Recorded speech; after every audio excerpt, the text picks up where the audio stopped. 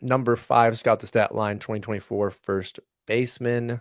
We are back to the traditional profile, the old school profile. Nick Kurtz comes in at number 5 for the Sacramento Vegas A's. We'll go, I guess. Very small sample size in 2024, his debut draft season. 38 at-bats, 4 home runs, 1 stolen base with a blazing 368 average, 520 on base percentage. Again, small sample size.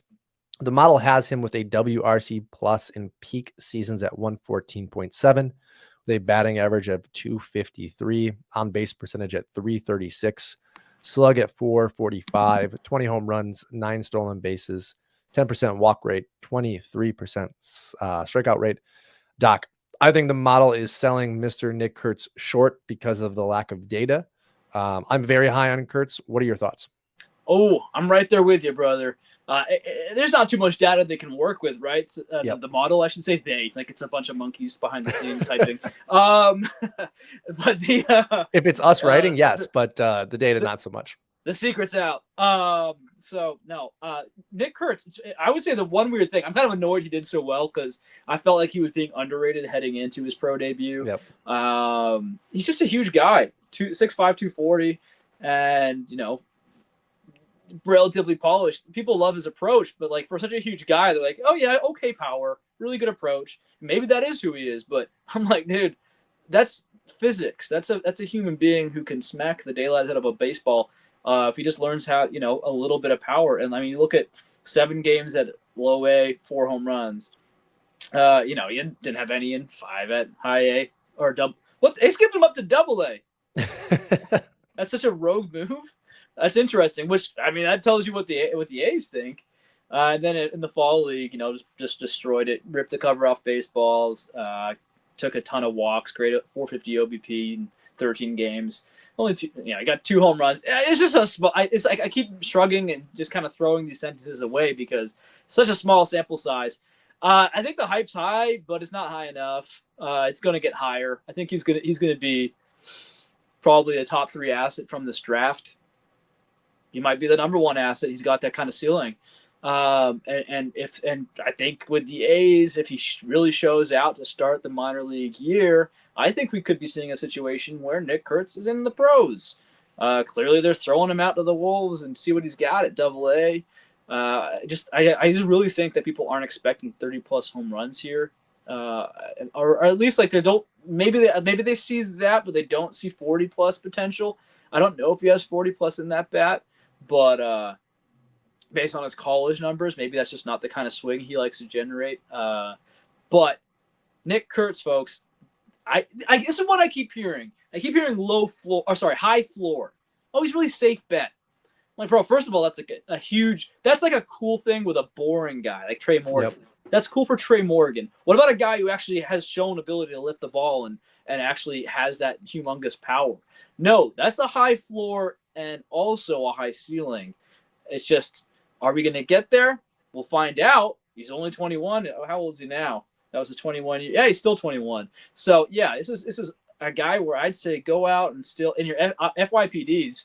Where do you got him at, Matt? It's hard because I draft team dependency.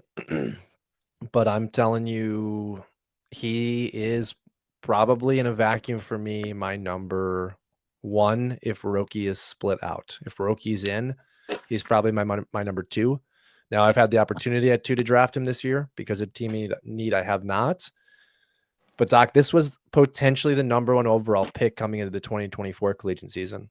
I mean, we talked on an episode about his incredible exit velocities, his size, his production at Wake Forest. We talked about how pitchers in the SEC were not pitching to him because he was such a behemoth, such a massive talent, and his numbers fell a little bit this year because of it.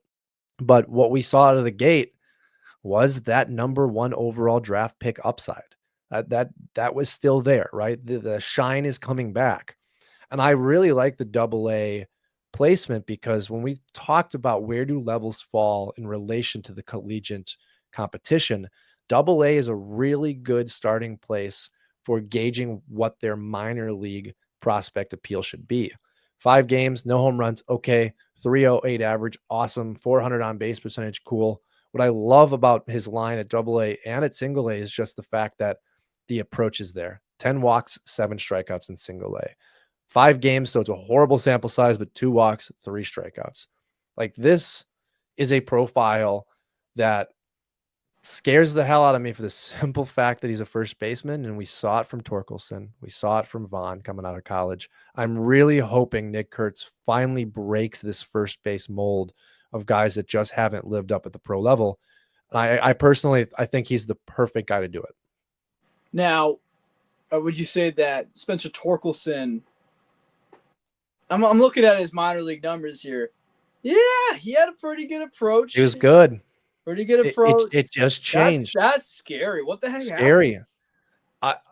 I have to imagine he's been in his own head. I mean, you That's gotta weird. think. I didn't realize. I thought he was always this kind of guy. No, Torque is not this bad, but I thought he Yeah. just, like swings a lot and hits a lot. But no, he actually had a really good Him approach, and Kurt including at college. coming out of the draft, like, eerily similar. The difference was Torkelson was a COVID draft pick.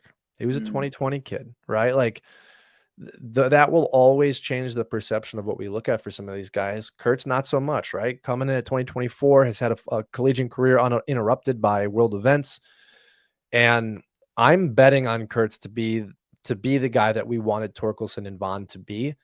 And I think high floor just gets caught up because that was the same thing said about Torkelson and said about Vaughn. It didn't work. I would rather have a high ceiling, and I see a very high ceiling for Kurtz.